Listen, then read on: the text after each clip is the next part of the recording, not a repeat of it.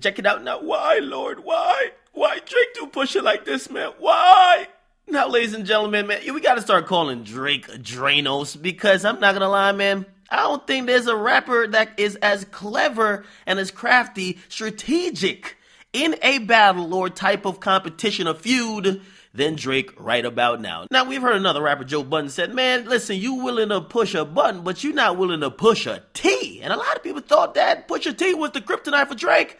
However, in less than 24 hours, Drake responded to Infrared, a song on Pusha T's album, and basically he gunned him up and clapped him quick. Now, ladies and gentlemen, it was so bad that basically Pusha T was doing interviews talking about he was ready for smoke with Drake or Dranos, and it turned out that, Drake gave him the smoke and then put out the motherfucking ashes on the goddamn Make America Great hat of Kanye West. Now, ladies and gentlemen, Drake dropped a Duppy freestyle yesterday, and if you guys don't know, he went back to his SoundCloud days or ways, but if you don't know, Drake got a very big deal with Apple. So when he goes around that deal, he says, fuck the official release, fuck the money, let me put out something for free on SoundCloud to clap a nigga up. Clearly, this is a crime of passion. Now, I gotta go through this, but I'm gonna give you a quick summary of why this came about, okay? This basically came about because Pusha T had issues with Lil Wayne, okay? This is it's so petty, but publicly it felt like Pusha T said some slick things because Wayne used to be rocking Bape at one point, and after that, we heard the diss song by Pusha T to Wayne, a couple jabs back and forth. Wayne tweeted, fuck Pusha T and anybody who love him. Then Drake stepped in because he said, hold up, man, I got all of this. He then basically responded, and then Pusha T had another jab, then Drake responded again on Two Birds, One Stone. We've been waiting for Pusha T, then Pusha T dropped Infrared. Infrared basically saying it was written like Nas, but it came from Quentin. Drake obviously is so tired of people saying he got a writer or giving Quentin the credit for his pen, he came back with a Duppy freestyle. Now, ladies and gentlemen, we gonna have to go through this, and please, okay, this is the point of the video. Pause the video, go get some food, popcorn, burgers, hot dogs, put it in the goddamn microwave, get a nice drink, maybe some Hennessy, that's my choice. If you're underage, please don't do that. But we got to go through this song, and it's not only one line. It ain't two lines. It ain't one, 4-bar stanza. No, nigga. The entire track is going at Pusha T's goddamn cranium, and we got to break it down. So let's get right into it now. If you guys don't know what a Duppy is, okay, a Duppy is a Jamaican term for a ghost. Okay, so basically, we're hearing Drake saying with the title of the track, man, I'm turning this bitch nigga into a fucking ghost. Now, let's get it from the intro. And I know some of y'all might be like, damn, yo, you gotta go in depth. Yeah, nigga, we do, okay? Now, even the fucking intro already told me something was about to go down. He starts it off by sounding like Stephen A. Smith. He says, I'm in shock. The nerve, the audacity, the unmitigated gall. And that's when he starts to rapping. He says, so if you rebuke me for working with someone else on a couple of V's, what do you really think about the nigga that making all your beats? I've done things to him that I thought he would never need. Father had to stretch his hands out and get it from me. I pop star for 30 hours, then let him repeat. Now you popping up with the jokes, I'm dead, I'm asleep. Now stop it. Now Drake is a person. I got to give this some context. Drake watches URL. He loves battle rap, okay? While he won't get in the battle rap arena because battle rap, listen, man, you could get knocked the fuck out even if you a great one, okay? Drake is nice with the bars, but he's good at delivering them over beats. Just a cappella, we don't know if he had the same delivery. But because he's a fan and he studies battle rap, in a battle when it comes to musical beef or lyrical beef, he attacks the nigga strategically. So pretty much he starts off by saying, your problem that you called me out on your little Infrared track was saying that it was written by Nas, except with me was Quentin or something like that. It was written like Nas, except it came from Quentin. Now, let me actually get at you about that. He's saying if you're going to get mad at me for working with Quentin, now, clearly we could get into was it working with, did Quentin do all the work? We could get into that, but let's just stick to what Drake's saying. He's saying, if you're calling me out for that, what do you think about Kanye? Because if you don't know, and by the way, Kanye did admit this on Twitter, Kanye said, yeah, Drake basically wrote 30 hours and wrote Father Stretch My Hands. Now, is it the entire song? Did he help him out with a hook or did he help him out with some parts of the concept? We don't know, but we do know that Kanye West publicly thanked Drake for helping him out with the joint. Drake is also credited.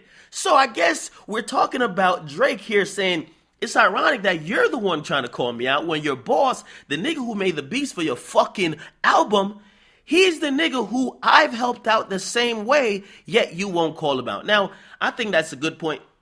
And I have to kind of score all the points that Drake is making and possibly anticipate a response. Great point by Drake. Now, I can't score it as a W for Drake yet because Pusha, in my opinion, could counter. You know how you could counter all of that what Drake just said? Bro, Kanye doesn't claim he's the greatest with the pen. Kanye doesn't claim he's the best lyricist. He doesn't claim that he writes everything. Actually, this is why we got a problem with you, Drake. Kanye, when he gets help, yeah, he'll even tweet out, thank you, Drake, for helping me with the songs. When you get help, nigga, we had to go and play fucking Marco Polo just to find who the fuck Quentin was and where the fuck he was. We had to go find reference tracks because you weren't as forthcoming. But let's keep it going. And by the way, the songs are 30 hours and Father Stretch My Hands. Now let's keep it going, right? He says, I just left over by y'all putting pen to the sheets, tired of sitting quiet and help my enemies eat. Keep getting temperature checks, they know my head overheats. Don't know why the fuck you niggas listen to Denim. Steve must have had your infrared wrong. Now your head in a beam. Now, I'm not gonna lie, that feels so goddamn battle rap-ish in the terms of the setup. And if you guys are a fan of URL or any type of battle rap, need y'all to get in the comment section. Don't that kind of setup feel like he's on stage at like a big URL event, Summer Madness or whatever the case is, and like he's just spitting it like that? That's how it came across to me. Now, as far as that, and that's why I'm saying that Drake is Drainos at this point. Drake is literally taking on everybody who's challenged him. Yeah, of course, if you're a nobody, he's not going to give you clout. But still, I mean, got Meek, okay. He responded to Joe, even though he could have went back and forth with Joe, he at least responded once or twice, right? Of course, Pusha T, he responded already, and he's responding again. Pretty much anybody who lyrically tries to get at him, he at least shows up, okay? Will he engage in a battle? 9 out of 10 times he will. And clearly, if I'm listening to the song, he's ready for Pusha right now. Now, let's keep it going, because he says, listen, man, y'all are the spitting image of what jealousy breeds. Don't push me when I'm in album mode. You're not even top 5 as far as your label talent goes. You sending shots? Well, I gotta challenge those, but I bring calicos to the Alamo. Now, clearly, and if you guys don't, I'm gonna keep bringing up battle rap. If you don't know, and I'm not that big of a battle rap fan, but I'm a big enough fan to know that that little rhyme scheme, the Calico, Alamo type of shit, it's used a lot in battle rap. I'm telling you, a lot of the setup and delivery here is very battle rap-ish, okay? But let's keep it going. He says, I could never have a Virgil in my circle and hold him back because he makes me nervous. I want to see my brothers flourish to the higher purpose. You niggas are leeches and serpents. I think it's good that now the teachers are learning. Now, let me stop there. Because this is the point that Pusha T needs to body slam Drake. Drake, you really believe what you just said, my nigga? I want to see my brothers flourish to their higher purpose. I can never have a Virgil in my circle and hold him back because he makes me nervous. What? Drake, I would then point out the many examples of people that publicly we think you might have been holding back a little bit. Party next door. Okay, a lot of people believe Party's a star. We don't know what's going on there, okay? I've heard things, but I would like for you to speak on it because I'm not going to lie, him being with the best rapper in the world or the biggest rapper in the world, why isn't he getting to his higher purpose, okay? Magic Jordan, okay? All of these guys on OVO, what's up? What's up? So, again, I think Pusha T has to, there's a song by Joe Budden, where he gets into it and he calls out everybody who Drake has worked with, but their career hasn't gone up because Drake moves on. He said, yo, we want a Parties album, but you keep taking Parties album to put on your Party album. Then he said something about Mike Zombie, and he said something about a lot of people who have been around Drake. Pusha T got to do that. So I'm not going to score that either. I'm waiting to see if Pusha T actually slam dunks it in a response. Now let's keep it going. Now, he says, yo, your brother said it was your cousin, then him, then you. So you don't rap what you did, you just rap what you knew. Don't be ashamed. There's plenty of niggas that do what you do. There's no malice in your heart. You're an approachable dude, man. You might have sold to college kids like Nike Mercedes, but you act like you sold drugs for Escobar in the 80s. I had a microphone of yours, but then the signature faded. I think that's pretty much resembles what's been happening lately. Now, Dope lines, not gonna lie, all right? Pusha T career is filled with a bunch of narcos fictional tales, okay? Because clearly if he was rapping that shit, we just seen Rollo go to jail. If all that shit was true, trust me, the cops would have locked his ass up. But that's hip-hop. Everybody embellishes, and to be honest, it's smart to embellish because why would you actually talk about some real crime you did if that real crime could land you in real jail, okay? So I'm not going to knock him for that, but I will kind of say Drake might get a little bit of a point by saying, Pusha, you've been rapping about drugs way too long, your shit don't evolve, okay? Now, is Drake guilty of some of the shit that he said about Pusha? Here. He said that, man, Pusha keep rapping about drugs, and he never really sold drugs on that level. I mean, Drake, at times recently, in the last couple of years, ever since he got his money up, he's been rapping about being a goon and how he don't work with police. Police come around here looking for answers or asking questions. I ain't saying nothing. Basically all of that.